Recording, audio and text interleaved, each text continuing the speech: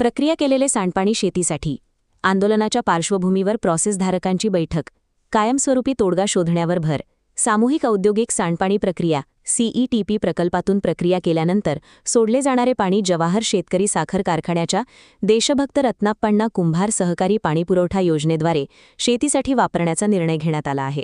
तसेच zero liquid discharge प्रकल्प उभारणीचे काम सुरू असून त्यासाठी सुमारे 15 महिन्यांचा कालावधी अपेक्षित आहे, अशी माहिती माजी वस्त्रोद्योग मंत्री प्रकाश आवाडे यांनी दिली. पंचगंगा नदी प्रदूषणाच्या पार्श्वभूमीवर अंकुश व शिरोळ तालुक्यातील 11 गावांत आंदोलन सुरू असून गेल्या 4 दिवसांपासून शहरातील प्रोसेस उद्योग बंद ठेवले आहेत.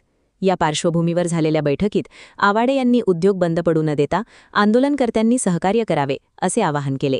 सीईटीपीमधून प्रक्रिया केलेले पाणी तारगाळ, खोतवाडी, निमशिरगाव, चिपरी परिसरातील हजारो हेक्टर शेतीसाठी देण्याची योजना असून पहिल्या टप्प्यात 15 एमएलडी व नंतर 10 एमएलडी असे एकूण 25 एमएलडी पाणी देण्यात येणार आहे.